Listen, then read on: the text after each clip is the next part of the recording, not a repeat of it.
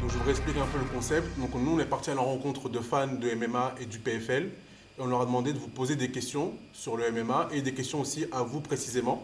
Vous allez les voir, elles sont sur la tablette. Donc à vous d'y répondre et d'échanger entre vous, voir ce que ça vous évoque comme souvenir, comme anecdote que vous avez par rapport à ces questions. Enfin, j'avais une petite question aux combattants pro. Comme vous combattez tout le temps, enfin, vous êtes tout le temps des entraînements, qu'est-ce que vous faites quand vous entraînez pas? Et qu'est-ce que vous faites chez vous pour vous reposer, voilà, votre temps calme? En quoi ça consiste?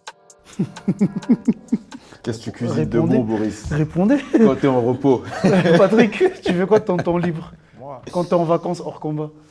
Quand tu reviens avec presque mon poids? Moi, je kiffe la vie, mon gars. Je profite de la vie, tel un jeune pirate. Faut pas m'appeler quand j'ai fini ma saison. J'ai fini ma saison. Et toi, Tyler? Écoute, moi je suis un kiffeur aussi, mais je crois que tous les combattants en vrai c'est des... Non, il y en a, c'est des menteurs, ils ont des vies has-been. Moi, je suis Yasmine, il me lance, il me tire dessus. Moi, j'ai pas encore connu le mot vacances. Hein? Non, arrête, toi aussi. Je te parle sérieux. Tu fais pas de vacances. J'ai jamais pris de vacances depuis que j'ai commencé. Depuis que j'ai commencé, Genre, t'as jamais- je crois que je vais sur ma 4e année là. T'as jamais fait un coup de plage, tout ça? J'ai pas pris un break. Ça va Ah faire ouais 4 ans. Mais quand je vais en prendre, Tu vas partir un mois. Hein? Quoi? Hein? Je vais disparaître, mon ref. Téléphone éteint. Ah ouais, la Tout totale. injoignable. Tu vas te faire kidnapper. Ah oui. Ah oui, oui, oui. Je vais revenir méconnaissable. On va devoir recommencer la carrière à zéro. Je crois que je vais me retourner en amateur. La vérité, tu vas voir quand tu vas... Déjà, moi je pense que c'est bien quand même de chiller un peu. Ouais, et mais tout. tout le monde me le dit. Hein. J'avoue, parfois tu te débranches Après, trop moi, quoi. Moi, tu vois. après, c'est volontaire. Par contre, j'ai vraiment pas pris de vacances volontairement parce que moi, j'ai commencé les sports de combat, j'ai commencé directement par les MMA, très tard. Plus tard que les autres, du moins. Et j'ai décidé d'enchaîner. Donc, j'avais un objectif bien précis. Je suis passé pro Du maintenant. coup, t'as dit pas de vacances. J'ai dit pas de vacances T'as un projet au jusqu'à pays ce qu'on le mette. Hein? Quel pays? T'as un projet au pays. Non, non, le pays a des projets sur moi. Ça, On c'est va faire différent. rentrer des sous. On a des projets. C'est le pays qui a des projets sur moi, là.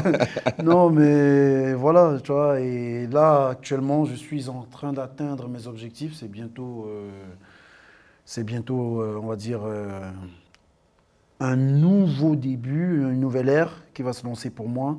Donc, je pense que des vacances seront bien méritées pendant un petit moment pour revenir avec plus de grinta, plus de foudre, tu vois. Salut les gars, c'était pour savoir comment vous faites pour gérer la diète en dehors et pendant vos camps d'entraînement. On sait que c'est très dur. Moi, je peux répondre, c'est dur. C'est dur. La diète, c'est dur. Hein, les gars? Bah. Il se fout de nous en fait. Donc là, tout à l'heure, je l'ai vu, il était en train de manger du poulet et tout ça dans la voiture. Toi, tu m'as vu. Il a mangé un sandwich. Je lui Non, ai dit, Boris. il pas mangé un sandwich. Je lui ai dit, Boris, mon cher. En fait, il a tellement faim, il a imaginé le Non, sandwich. non, Alors, non. j'ai mangé des potatoes. Non, non, non. Il avait, je l'ai vu, il avait un. Non, le sandwich que t'avais à croquer tout à l'heure. C'est là. lui qui a mangé le sandwich. Oui, c'est mais vrai. t'as croqué dedans, frère. Hein? Mais t'as croqué dedans.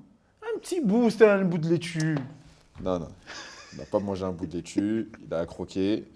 Et je lui ai dit, mon cher, tu n'as pas les mêmes problèmes que nous. Tu n'es- Pour l'instant. Donc, non, la diète, c'est le plus dur. Franchement, c'est ce que j'aime le moins pour ma part. Je ne sais pas pour vous. Mais après, Et- je respecte énormément parce que ça demande vraiment une discipline de faire. Tu sais, tu as la discipline d'aller déjà t'entraîner tous les jours. C'est déjà dur. Des fois, c'est dur mentalement. Tu te réveilles, tu as des courbatures, tu es fatigué, tu n'as pas forcément envie. Nous sommes des êtres humains, donc nous avons aussi chacun un rythme de vie bien différent. Donc, des fois, tu as des choses qui te tombent dessus, mais tu te dis, je dois quand même aller au bureau. Et derrière ça, tu rajoutes encore une diète où tu ne manges pas forcément ce qui te plaît, tu ne profites pas des tiens. Tu vois, tu peux être là dans une fête de famille, C'est tout le ça. monde mange, tout le monde enjoy. Toi, même de l'eau, tu ne vas pas boire jusqu'à... Tu vois, ça demande vraiment une discipline de faire. Et ça, franchement, je respecte énormément. Je rigole, je fais le mariole, mais... Non, tu vas voir bientôt. Oh, mais... Non, ma parole, tu vas Il voir. y a moyen de menacer des gens comme Parce ça. qu'au plus, Toi, tu as dit des fêtes de famille, mais il faut voir les fêtes de famille qui sont organisées quand on est au Non, régime. toi, tu connais C'est- nos fêtes de famille à nous. Et tout Oh, le monde oh. te dit ça. Non, t'inquiète, tu vas courir demain. Tu vois, genre, Mais non, tu leur moi- expliques que c'est pas comme ça que ça Non, marche. mange, t'inquiète, demain tu vas courir. Comme si, genre, si tu vas éliminer le repas que t'as mangé, non, courir. Non, non, t'inquiète, tu cours Non. un peu demain. Non, Je crois en fait, c'est la dur, meilleure hein. partie, c'est les sparring, hein, Patrick? Sparring le ventre vide. Moi, je parle pas. Non, parle-nous de la diète. Parle-nous de la diète. Quand je suis pas en camp, je respecte rien. Il n'y a pas de diète. Faut pas me parler de trucs là et tout. Mais là, depuis que, en mode je suis dans le haut niveau et tout, ils m'ont obligé à suivre une diète spéciale parce qu'avant, je respectais pas. Ça, c'est la première fois que j'ai fait une diète vraiment. D'habitude, je faisais pas, je mangeais des snacks, hein. Et après, je faisais des cuts d'enfoiré. Mais là, maintenant, je respecte et tout. J'ai essayé de faire le professionnel, on va voir. Bonjour à tous. Alors moi je regarde le MMA de temps en temps avec ma famille et j'avais une question. Est-ce que la rivalité France-Belgique qu'on connaît dans le foot, elle existe aussi dans le MMA? Oui. Bonjour. Oui. Oui. La rivalité France-Belgique existe. Oui. Si, on parle pas des entraînements. On a parlé de combat. La rivalité France-Belgique existe. En Parle pas. combat. Non, on n'a pas parlé d'entraînement, on parle de combat. Tu sais, c'est la famille quand on est en entraînement, c'est vraiment, c'est de bonne guerre, c'est en famille, c'est entre frères. Ça fait toujours plaisir. Moi, quand j'arrive à l'US Métro chez Johnny, je ne vois pas la différence que comme quand je peux aller dans un autre club. Tu vois, je pars de Bruxelles, j'arrive à l'US Métro, j'ai l'impression que je suis encore à Bruxelles. Tu vois, je suis avec mes gens, c'est vraiment pareil. Mais maintenant, en combat, cette rivalité, elle existe, oui, parce que chacun veut bien représenter son pays, chacun veut bien représenter ses gens, tu vois. Tu as envie de rendre fiers les tiens. Et actuellement, vous avez eu beaucoup plus d'impact de manière générale dans le sport, pas que dans le sport de combat. Donc là, on essaye un peu, juste tu vois, notre petit drapeau, tu vois, notre petit atomium, on essaie aussi de le mettre un peu à la même échelle que la Tour Eiffel. Avec un peu de mal, mais on y arrive. On y arrive avec les performances de Patrick Abirora quand il te vole la vedette au PFL Bruxelles après que t'es... Voilà quoi, quand il te met des KO à des vétérans, c'est pas facile. Honnêtement, en fait, je vois pas un mec qui va me dire c'est moi la France et t'affrontes la France en m'affrontant, tu vois. Mais rivalité avec le combattant, personnellement, oui. Ça, oui. Mais ce qu'il y avait, par contre, à l'époque, en amateur, quand on était en équipe nationale, là, oui. En pro, c'est différent, je trouve que tu te représentes toi-même. À l'époque, aux IMAF, tu avais l'équipe de France nationale, et tu avais l'équipe belge nationale, et tu avais l'équipe anglaise. Et qui faisait le nombre de médailles, il y avait un ranking. Et donc, par jour, ça se chambrait. Ah, les Français, ils sont premiers. Ah, les Belges, maintenant, aujourd'hui, ils sont premiers. Ouais, les Français, vous avez 7 médailles. Ouais, mais vous étiez 50. Nous, on en a 6, mais on était 12. Tu vois? Et donc là, il y avait plus un truc où je sentais vraiment ce truc d'équipe nationale. Mais en professionnel, je trouve que c'est un peu plus du personnel, quoi. C'est toi contre toi, parce que tu peux être pote avec tel mec-là. Et un autre, tu peux l'affronter, je trouve, personnellement. Salut Mugiwara, là je fais une interview sur DAZN. C'était pour te poser 2-3 questions. Déjà, je voulais savoir un petit peu, c'était quoi le rapport entre toi et One Piece? C'est simple, hein. Moi, One Piece, ça me suit toute ma vie. J'ai commencé, j'avais 6-7 ans. Et d'abord, j'ai pris ma gifle avec Dragon Ball Z. Je pense que tout le monde a un peu entendu parler de ça. Et puis après, donc, ça a été l'ère où tu as Naruto et One Piece qu'on suivi. Et c'est comme le FC Barcelone et Real de Madrid, tu fais un choix. À un moment donné, il y a Naruto ou il y a One Piece. Et jamais tu reviendras en arrière. Ça veut dire qu'une fois que tu as choisi, tu restes. Et j'ai commencé les deux, puis j'ai vraiment accroché avec One Piece. Le personnage surtout de Luffy, le personnage principal, le fait qu'il crie haut et fort tôt ses ambitions. Et ce que j'aimais bien, en tout cas même dans les shonen de l'époque, donc Naruto, etc., One Piece, c'est que dans les mangas là, les héros, ils étaient vraiment, tu sais, c'était dur leur vie. Tu sais, ils ont été souvent persécutés, ils ont souvent pris des claques et tout. Je trouve que les nouveaux mangas, tu sais, le mec, il gagne trop vite. Donc tu n'arrives pas à des fois t'identifier parce que tu te dis, ouais, mais la vraie vie, c'est pas ça. La vraie vie, le mec, il dit, je vais y arriver, bam, il y a un grand, il lui dit, reste tranquille, tu vois. Je me rappelle, Luffy, il arrive à Wano, il dit, je vais taper Kaido, il prend une coup de batte, il finit en prison. Tu vois ce que je veux dire? Mais c'est la vraie vie. C'est comme quand tu arrives en MMA, des fois, tu arrives dans une salle, tu es un petit jeune, des fois, tu as fait quelques bagarres dehors, tu te dis tout, je vais arriver, je vais le taper. Tu te mets accroché, tu t'assieds comme ça, tu te dis, ah ouais, en vrai, le MMA, c'est un sport, il faut apprendre et tout. Donc, il y a une hiérarchie à respecter, mais c'est aussi les valeurs de détermination, tu vois, qui sont véhiculées. Puis, tu sais, les valeurs de partage. Tu sais, les pirates, c'est quoi? C'est un peu des gens en marge de la société. Ça veut dire qu'on était un peu vus comme des gens marginaux et puis on se rassemble tous ensemble. Et quand tu es dans un équipage, il n'y a pas de couleur, il n'y a pas de lui, il vient d'où, lui, il vient de quoi. C'est vraiment, vous êtes tous derrière un drapeau et vous le protégez. Et moi, c'est un peu ça que j'ai essayé de créer avec mon histoire. C'est quoi ton secret pour avoir un mental d'acier comme ça? Parce que moi, je te vois un peu en interview, tu es toujours confiant, toujours tout ça, à vouloir provoquer des adversaires et tout. En vrai, c'est rare. C'est-à-dire, j'aimerais bien savoir un petit peu comment tu fais. Bah déjà, merci. Après, je pense qu'il est jeune parce que ce qu'il a dû voir dans les interviews, c'est des extraits qui ont été montés sur TikTok. Parce qu'en vrai, si je provoque personne. Donc, mais sur TikTok, ils sont très forts. Ouais, j'ai vu des interviews de moi. Franchement, tu entends le truc, tu te dis, ah ouais, il dit ça et tout, nanana. Et si tu n'as pas les images pour voir que c'est des interviews différentes, bah, dernièrement, il y a une hype qui a été créée avec Doumbé, quoi, tu vois, où je m'adresse directement à Cédric Doumbé alors que pas du tout. Mais c'est vrai que voilà, c'est les réseaux sociaux. Après, le mental, bah, c'est ça que je dis, c'est que personnellement, dans mon parcours de combattant, à l'instar de, tu sais, Boris à côté de moi, il n'a jamais perdu. Donc c'est quelque chose de très inspirant, tu vois. Taylor, c'est quelqu'un qui a très très peu de défaites. Et puis surtout, il gère tout bien. Alors, c'est Moi, propre. J'ai plutôt commencé avec des défaites. Du coup, j'étais plus quelqu'un où c'est pas... Tu sais, Boris, tu le vois arriver à la salle, tu te dis, ah ouais, il y a un truc à faire, c'est un talent brut. Tu vois, moi, c'était plus... bah, t'es parmi les jeunes, t'es dans le groupe, mais t'es pas un mec qui ressort du groupe.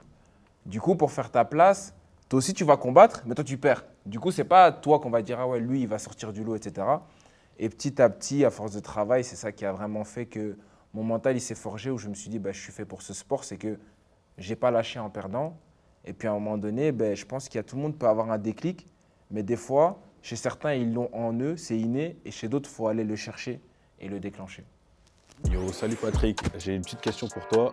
Est-ce que tu penses que le fait d'affronter Kevin Jousset, combattant de l'UFC, ça va faire un boost dans ta carrière? Qu'est-ce que tu en penses? Personnellement, je sais que les vétérans UFC, comme il a dit, ils ont une étiquette sur la tête. Ça veut dire que c'est toujours bien de les accrocher au record. Je pense qu'il y avait beaucoup de questionnements sur mon sujet. Et ma dernière performance a validé pas mal de choses. Je pense que la prochaine sera encore mieux. Alors, chaque combat, forcément, il t'amène à booster ta carrière. Après, là, bah, Patrick, ça lui fera 8e fight. Ouais, ça lui fera 8-0. Il a annoncé un peu partout, et c'est un peu comme ça qu'on le voit, comme le futur gros truc du MMA francophone, tu vois. Donc, s'il met KO deux UFC vétérans coup sur coup, surtout là, un qui sort fraîchement, tu vois, c'est-à-dire qu'il a combattu il y a encore pas longtemps.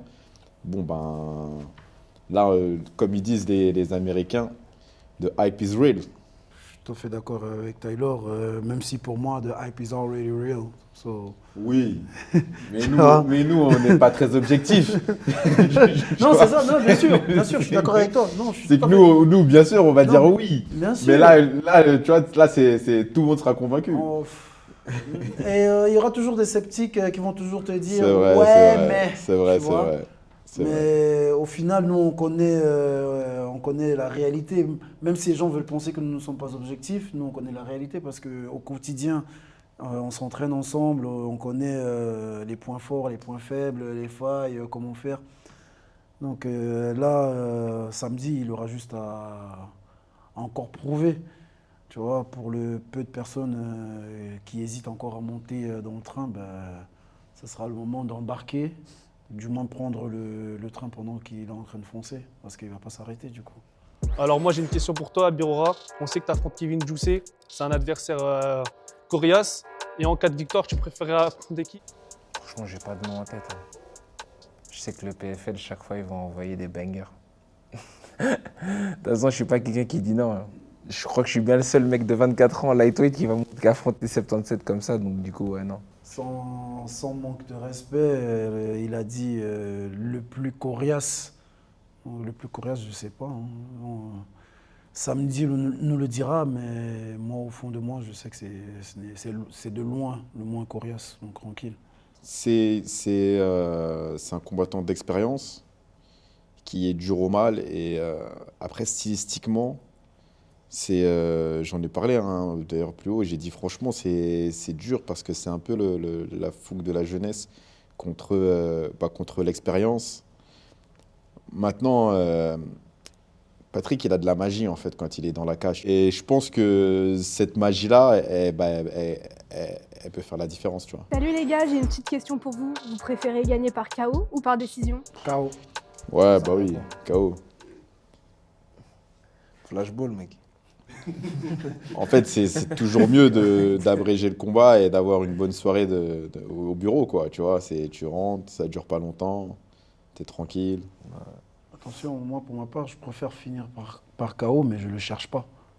Donc ça va arriver même sur un coup auquel tu t'y attends le moins. Je prends exemple sur mon dernier combat. Je mets un crochet du gauche.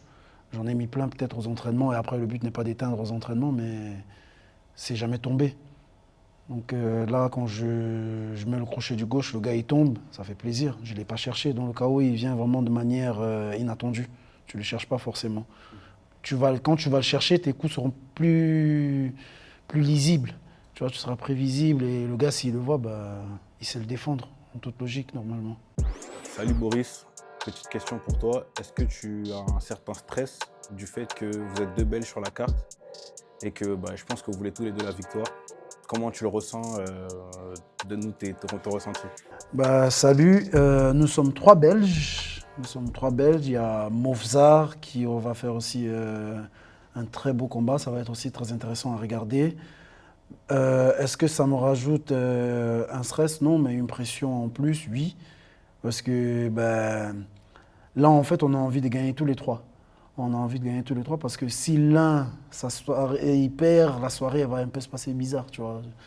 C'est un peu ça, c'est un peu cette connexion-là. On se souhaite tous le meilleur et tous les 3, nous sommes des gars, quand on va aux entraînements, on va au bureau, on charbonne très dur, on travaille très sérieusement. Donc voilà, là, moi, pour ma part, je sais que je vais tout donner. Je vais tout donner et essayer de finir le plus rapidement possible pour mettre la pression sur les autres. Après, il y a ce truc aussi de celui qui veut faire le meilleur finish. C'est réel. Je mise sur moi. Moi, je veux faire mieux que lui, moi. Non, je mise sur moi, là. Ça veut dire en mode, on ne se satisfait pas de gagner. C'est un peu la compétition à chaque fois de « Ah ouais, toi, t'as fait ça. Vas-y, tranquille. » Belek, tu me fais encore comme à Bruxelles. Tu mets des high kicks, vas-y. Tu vois, il a mis un crochet gauche, ok. L'autre, il a mis un back fist. Par exemple, moi, j'avais le démon quand j'ai vu le back fist dans le vestiaire au PFL Belgique. Parce que j'étais sûr que si je mettais une droite, ça n'allait jamais être assez. En fait, le back fist, c'était trop.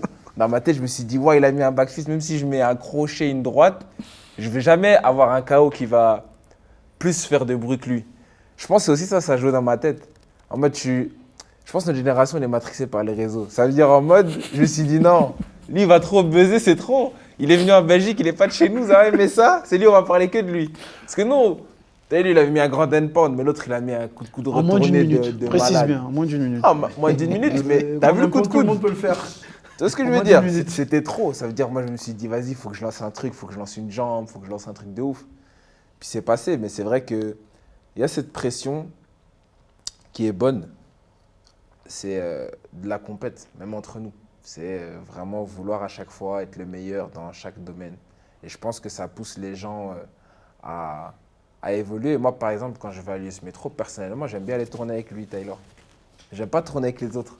Parce que je sais que lui, il est dans son game là. J'ai envie d'aller jouer aux échecs avec lui. Même si des fois, ça m'énerve. Tu vois, je me dis vraiment, Taylor, j'ai envie de le coincer là. Mais je vais tourner avec lui parce que je veux me développer dans ce game là. Pour arriver un jour à maintenant, un jour, je dois développer un skills là-dedans. Pour moi, qui de mieux maîtrise mieux la distance et maîtrise mieux le game que ça, que lui. Lui, il joue sur des centimètres. Tu vois, moi, tourner avec lui, c'est comme si je prenais des cours, ça me fait plaisir, franchement. Merci, moi. C'est un plaisir partagé, hein, bien sûr, dans les fois où on s'entraîne ensemble. Je ne me suis pas beaucoup entraîné avec Boris, malheureusement. Vous comprendrez pourquoi en voyant Boris. Mais ouais, non, bien sûr, ça fait plaisir d'avoir Patrick à la salle. C'est vraiment du haut niveau et tout. Donc, franchement, non, ça fait plaisir. Merci d'avoir répondu à ces questions des fans, mais c'est pas fini. On a 2 fans qui sont présents ici, qui aimeraient vous rencontrer et vous poser quelques questions aussi.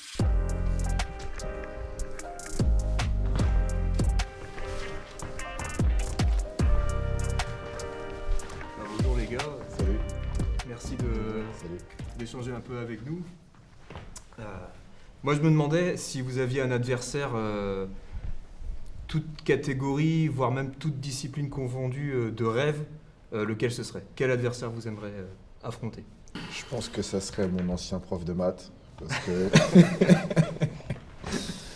c'est pas quelqu'un que j'ai beaucoup apprécié, pour dire vrai.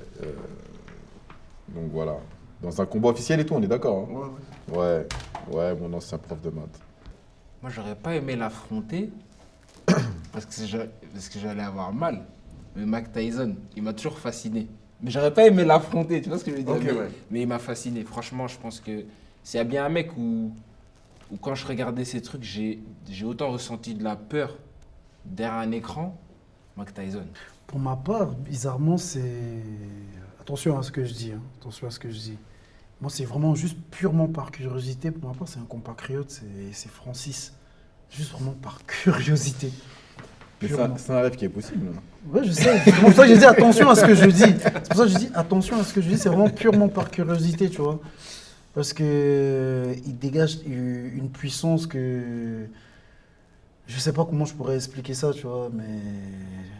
Toi qui as pu le côtoyer, tu comprends un peu où je vais. Bah, c'est hors norme. C'est hors norme, voilà, exactement. Il ferme le robinet, tu n'ouvres pas le robinet après. non, c'est une vraie histoire. Il ferme le robinet, tu es comme ça après, tu n'arrives pas à ouvrir. C'est Francis, quoi. Je m'appelle Adrien, je voulais vous demander quel personnage vous a influencé votre mentalité pro? C'est dur.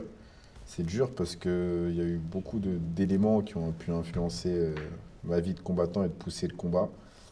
Mais ce qui m'a donné le plus envie de faire du combat, au-delà de ce que je disais tout à l'heure, où j'ai vu le Pride et tout, bah, c'est les premiers mangas que j'ai vus dans ma vie, quoi. Pour le coup, moi, c'était Dragon Ball Z et Chevalier du Zodiaque. Je ne sais pas si vous connaissez. Mais Saint Seiya. Et en fait, leur but... Alors, Dragon Ball Z, c'était simple. C'était manger, dormir, s'entraîner et trouver qui était le plus fort. Donc, avec un manga comme ça, quand t'es petit, tu te dis, bah, t'arrives à l'école et t'as envie de trouver qui est le plus fort de l'école, tu vois, parce que tu te dis, mais Son Goku, il le fait, pourquoi pas moi, tu vois. Bon, souvent, ça se passe pas comme avec Son Goku, hein. J'ai pas tout gagné, malheureusement, mais en tout cas, je pense que c'est les premières influences de combat, et ben, c'était ça. Moi aussi, c'était One Piece, en vrai. Hein. T'as pas dit Highlander? Il y a Highlander que j'ai regardé, mais ce qui m'a plus motivé, c'était One Piece. Moi, c'était le personnage de Zoro, Renoir Zoro. Il passe son temps à s'entraîner. Il veut tout le temps se dépasser, il veut tout le temps être le meilleur, mais malheureusement, il est toujours derrière Luffy. Genre, moi, c'est plus ce personnage de Zoro qui m'a inspiré.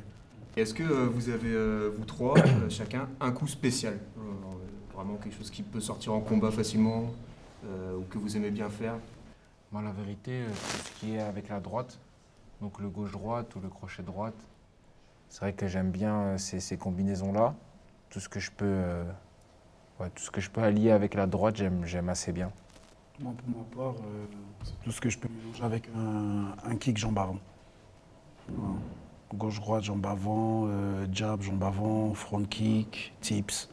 Moi, c'est pas de surprise, hein, c'est mon jab, mon bras avant. C'est mon coup favori. C'est le premier coup que j'ai appris à mettre en plus, donc du coup, voilà, c'est ça.